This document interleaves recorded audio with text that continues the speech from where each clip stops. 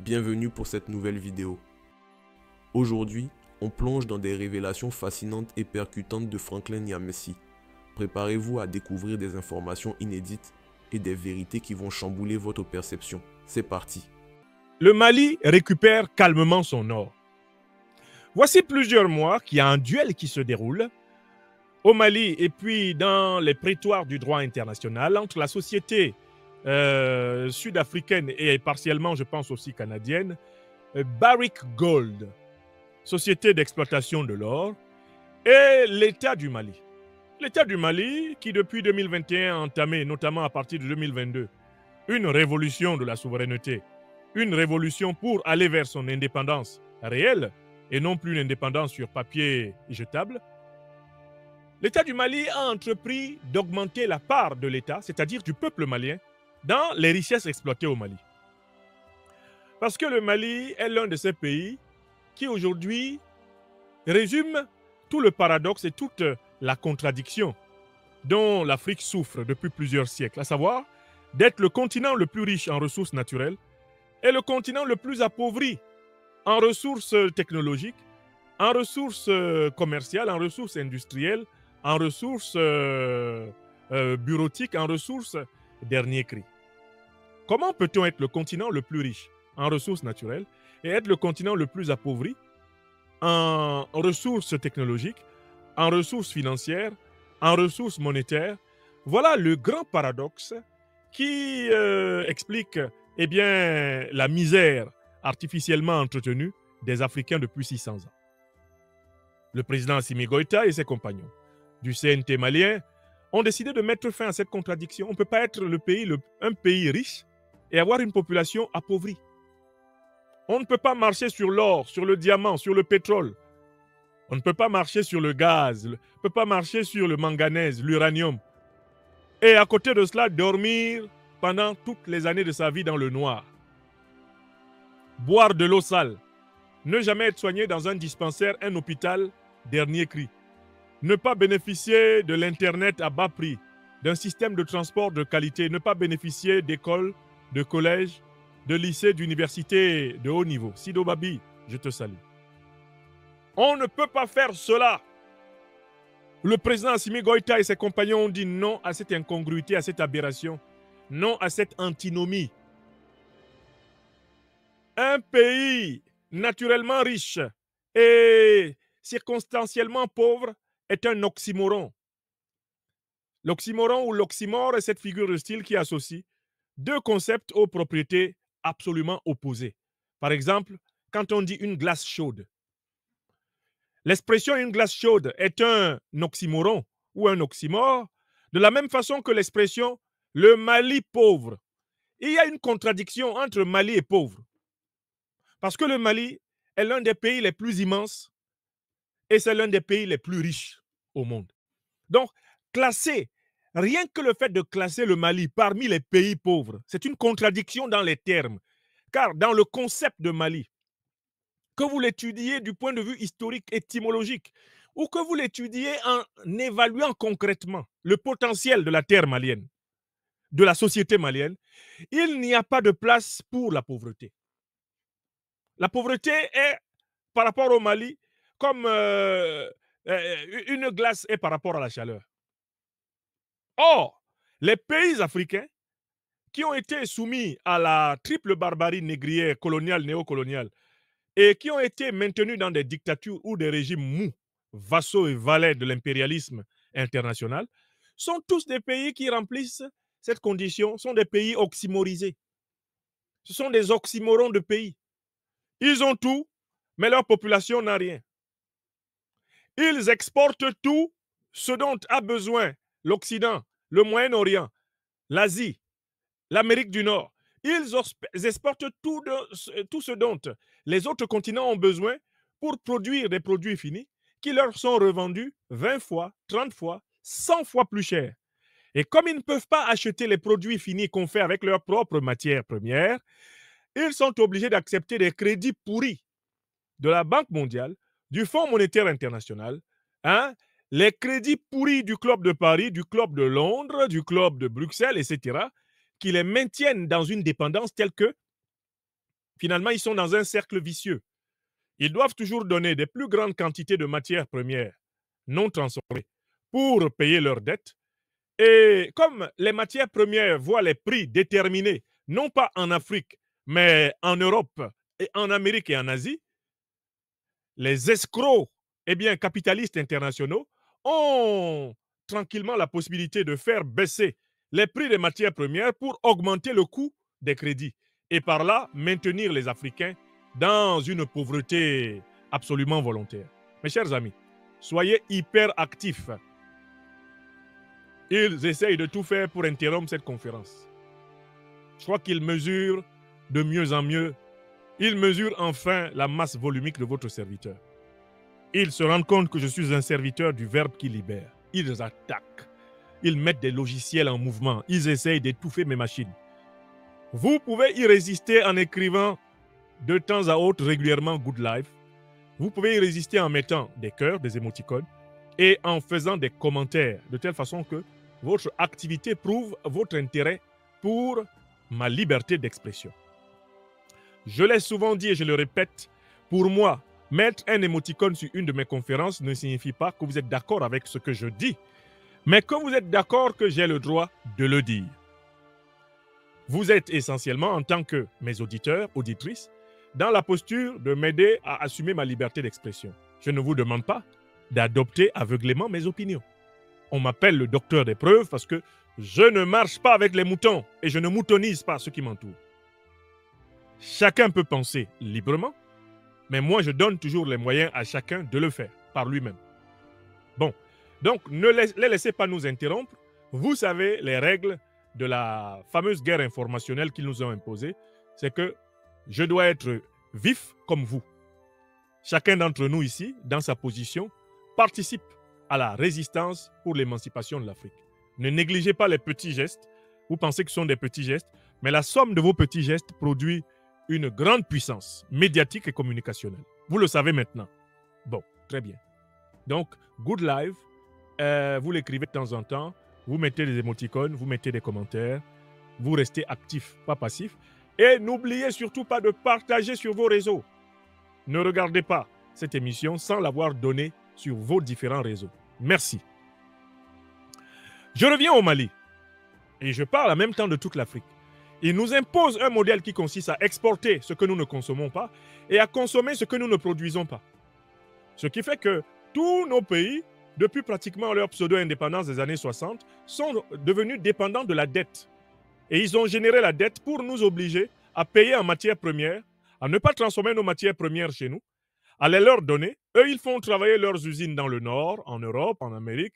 Ils font travailler leurs usines en Asie. Ils produisent des produits finis. Ils reviennent nous les vendre. Et comme nous n'avons pas, de leur point de vue, assez d'argent, ils nous en prêtent. Ils nous prêtent leur argent. Et cet argent est une corde au cou, une véritable corde de pendaison qui nous conduit progressivement vers le surendettement nous obligeant de brader encore plus nos matières premières. C'est ce cercle vicieux que le président Assimi Goïta et ses compagnons ont décidé de briser au Mali. Et pour briser ce cercle vicieux, qu'est-ce qu'il faut faire? Mais écoutez, il faut d'abord renégocier tous les contrats d'exploitation des matières premières avec les entreprises qui veulent rester travailler en Afrique, dans tous les domaines où des nationaux ou l'État a la capacité de procéder lui-même à l'exploitation de la matière première, eh bien, on indemnise les entreprises internationales et on leur demande de rentrer chez elles. On nationalise ou on confie à des particuliers nationaux qui ont le mérite de produire la richesse sur place et d'employer le maximum de personnes sur place. Troisième élément important, partout où on possède la technologie permettant de transformer sur place la matière première et de produire nous-mêmes le produit fini, mais on nationalise ces secteurs-là, on transforme nous-mêmes la matière première, on produit nous-mêmes le produit fini, ce qui nous permet de donner du travail à notre population et en même temps d'exporter des produits finis, c'est-à-dire d'augmenter le bénéfice de la vente de nos matières premières. C'est cette politique que le Mali a engagée. Toutes les entreprises qui exploitent les matières premières au Mali, le Mali a engagé la renégociation des accords pour augmenter la part qui revient à l'État malien, c'est-à-dire au peuple malien. Premier point. Deuxièmement, toutes les entreprises qui utilisent des technologies que les Maliens maîtrisent. Le Mali a entrepris de redistribuer ces entreprises à des capitaux maliens. Et quand il n'y a pas de capitaux privés maliens, l'État malien redevient propriétaire. C'est ce qu'on appelle les nationalisations. Troisième élément important, partout où le Mali se rend compte qu'il est d'ores et déjà, en effet, capable de produire sur place des produits finis d'excellente qualité, il récupère toute la filière et il produit les produits finis d'excellente qualité sur place, ce qui lui permet désormais d'exporter ces produits finis et d'avoir la plus grande plus-value possible. Aujourd'hui, par exemple, le Mali est de plus en plus en capacité de produire le lingot d'or sous sa forme pure. C'est-à-dire que le Mali est aujourd'hui en capacité de produire ses réserves bancaires. Il est en mesure de constituer progressivement sa propre réserve d'or. Alors, quel intérêt le Mali aurait-il à laisser une entreprise comme Barrick Gold continuer à exploiter l'or, à fabriquer le lingot d'or malien, à aller le vendre d'abord à l'étranger, puis à revenir payer le Mali à un pourcentage très faible du prix réel de l'or vendu? Quel intérêt le Mali a-t-il à se faire spolier par Barrick Gold? Le président Assimi Goïta et ses compagnons ont bien compris qu'il faut extraire l'or malien sur place, il faut autant que possible le transformer sur place, et il faut nous-mêmes, Maliens africains, vendre notre or sur le marché international. Ce qui nous permet de récupérer la plus-value que des particuliers occidentaux, asiatiques, etc., viennent récupérer sur nos richesses, laissant nos peuples dans la pauvreté dans laquelle ils les ont trouvés. C'est ce processus qui a été engagé au Mali. C'est le même processus qui est engagé au Burkina Faso. C'est le même processus qui est engagé au Niger, par exemple par rapport à la question de l'uranium. Est-ce que vous comprenez? Il s'agit de la réappropriation de toutes les filières de matières premières stratégiques hautement rentables sur le marché international. Oui, ça pose un vrai problème. Quel intérêt y a-t-il pour le Niger à laisser que Orano prenne le combustible brut de l'uranium, l'amène pour le transformer, le préparer dans les usines françaises ou dans les usines, je ne sais pas, asiatiques ou dans les usines américaines? Quel intérêt si on peut le faire sur place au Niger? Si le Niger peut déjà mettre le yellow cake dans l'état où il est vendable à l'international au meilleur prix, pourquoi le Niger se permettrait de laisser cela à des capitaux étrangers? C'est une foutaise. Alors, quand le Mali a exprimé à Barrick Gold sa volonté d'augmenter la part légitime de l'État malien dans les richesses du Mali, le PDG de Barrick Gold s'est comporté comme un propriétaire frustré. Il s'est comporté comme s'il était le propriétaire de l'or du Mali et que l'État du Mali était le locataire. Il s'est mis à crier sur tous les toits et à menacer le Mali de coups et blessures dans les tribunaux internationaux. Mais il y a une chose que le propriétaire de Barrick Gold n'a pas notée. C'est que le droit international ne s'impose pas de la même façon à toutes les puissances. Selon qu'un pays est une puissance ou pas, il applique ou pas les décisions du droit international. Est-ce qu'on peut juger un citoyen américain à la Cour pénale internationale? Non. Pourquoi? Parce que l'Amérique est une grande puissance. Et que pour arrêter un citoyen américain, il vous faut être capable d'abord de vaincre l'armée américaine. Vous avez déjà vu un citoyen américain à la CPI? Vous avez vu un citoyen britannique à la CPI? Combien de citoyens européens sont jugés à la CPI? Pas du tout, parce que les puissances européennes s'estiment tellement fortes militairement que personne n'a le droit de se saisir de leurs citoyens pour les juger. Or, mais quelle est la plus grande puissance militaire maintenant du territoire malien? Est-ce que la plus grande puissance militaire du territoire malien aujourd'hui, c'est la France? La plus grande puissance du territoire malien aujourd'hui, c'est l'armée malienne. C'est l'État malien qui constitue la puissance la plus forte sur le territoire malien. Donc, si l'État malien dit l'or, là, ça reste ici, qui peut dire le contraire? Si l'État malien dit l'or du Mali que vous preniez avant, là, ça reste ici, le contrat est caduc. Qui peut dire le contraire? Celui qui peut dire le contraire, c'est celui qui peut punir le Mali à l'international. Mais qui peut punir le Mali à l'international? Mais quelqu'un qui peut faire passer une résolution du droit international contre le Mali. Mais qui peut faire passer une résolution du droit international contre le Mali? En tout cas, pas les protecteurs de Barrick Gold. Barrick Gold, ses protecteurs, c'est qui? C'est potentiellement les États-Unis d'Amérique, la France et la Grande-Bretagne. Alors que le Mali a comme grands alliés au Conseil de sécurité permanent des Nations Unies la Fédération de Russie et la Chine. Donc si quelqu'un s'amuse à tenter de forcer là-bas au Conseil de sécurité des Nations Unies pour punir le Mali, il sera bloqué. Il sera bloqué. Celui qui s'en va s'asseoir, je ne sais pas, à la Cour pénale internationale pour soi-disant punir le Mali s'en fout. Celui qui s'en va dire que, bon, on a dit que le tribunal de commerce Mali n'applique pas ça, puisque mais on voit Israël, combien de résolutions il y a eu contre Israël, Israël en a appliqué combien? Qu'est-ce qui lui est arrivé? Israël est protégé au Conseil de sécurité des Nations Unies par les États-Unis, la Grande-Bretagne et la France. Israël est tranquille, vous pouvez faire passer toutes les résolutions. Au niveau de l'Assemblée générale, vous pouvez faire passer tout ce que vous voulez. Quand ça arrive au niveau du Conseil de sécurité, bloquez tout, bloquez tout, bloquez tout. Veto, veto, veto. Le Mali aussi est assis sur ses alliances internationales. Vous allez lui faire quoi? Rien. Et dit que son or ne sort plus cadeau. C'est tout. Que cela vous plaise ou pas, l'or là reste d'abord au Mali. Et le Mali lui-même sait où on vend l'or. Celui qui ne veut pas de l'or du Mali, qu'il a acheté son or ailleurs. Le Mali va vendre à celui qui veut. Le Mali connaît le commerce international de l'or. Les places internationales, les puissances internationales qui veulent acheter l'or malien, il y en a à gogo. Le Mali peut faire jouer la concurrence. Il n'y a pas que les clients de Barrick Gold qui s'intéressent à l'or malien. D'ailleurs, même les clients de Barrick Gold sont prêts à négocier avec l'État malien pour avoir l'or malien. Barrick Gold, cette entreprise ne possède pas d'or. C'est le Mali qui possède l'or. L'entreprise possède les techniques et les outils, les machines d'extraction de l'or. Elle ne possède pas l'or. L'or appartient au Mali. Alors, depuis plus de 3 mois, quand ils ont commencé à s'agiter, j'ai écrit. Et vous devez vous souvenir que j'ai écrit ici que cette affaire allait se résoudre d'une manière très simple. Le Mali allait mettre la main sur la production d'or de Barrick Gold.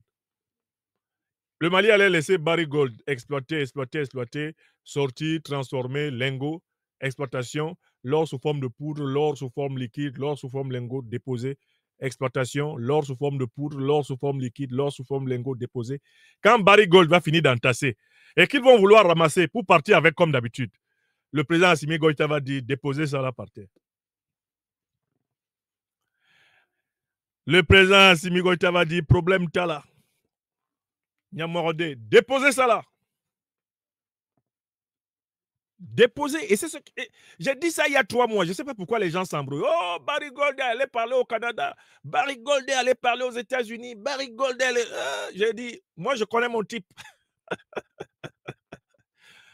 Il est assis avec son bâton à la porte, à l'endroit d'où vous sortez avec l'or. Il vous attend. Quand vous allez venir passer comme ça, il va dire, ah, c'est ça. C'est avec ça que vous vous enrichissez dans le dos de mon pays. Bon, posez ça à côté là. Prenez ça, posez là. Prenez ça, posez là. Mais écoutez, l'or en question, la question est toute simple. C'est l'or de qui? Mais c'est l'or du peuple malien. Le Mali récupère son or et c'est ce qui doit se passer partout en Afrique. Toutes ces entreprises qui font des bénéfices énormes, des bénéfices irrationnels sur le dos de l'Afrique, eh bien, il faut ramener au strict minimum leurs bénéfices. Il faut rendre leurs bénéfices raisonnables. Et si elles ne veulent pas, elles partent. C'est tout. Alors, je me réjouis du fait que ça s'achève comme j'avais dit. J'ai dit que le Mali mettrait la main sur les stocks d'or et que Barrick Gold pourrait s'agiter, crier, hurler, gigoter, se tortiller. Quand le Mali aura décidé que la récréation est terminée, il met la main sur les stocks d'or. Pourquoi? Parce que cet or appartient au Mali et que c'est Barrick Gold qui faisait des profits exagérés. Et vous avez vu comment les Maliens ont testé Barrick Gold? Ils ont utilisé une méthode très simple. Ils ont commencé par exiger l'augmentation de leur part de bénéfice. Ils ont dit, voilà, donnez-nous 500 millions de dollars de plus. Barrick Gold a mis la main à la poche et a donné. C'est là où le Mali a dit, ah bon? Donc, en fait, notre or profite à cette entreprise à ce point-là, au point qu'ils payent 500 millions de dollars sans tousser. Ça veut dire, en fait, qu'eux, ils gagnent des milliards de dollars dans notre dos. Bon, allez nous étudier toute la filière d'or. Mais quand le président Goïta a fait étudier la filière internationale d'or et qu'il a vu les bénéfices que Barrick Gold faisait sur l'or du Mali, il pleura. Il a pleuré. Quand on lui a expliqué tous les détails de la filière d'or, le patriote révolutionnaire panafricaniste Assimi Goïta a coulé une larme. Oui! Parce que si on t'explique les bénéfices que les gens là font sur nos matières premières, tu perds l'appétit. Tu n'as même plus envie de manger. Tellement tu es dégoûté de la lâcheté de nos aînés. Tu es dégoûté de la lâcheté de ceux qui ont dirigé nos pays. Tu es dégoûté de l'indignité de ceux qui ont signé ces contrats.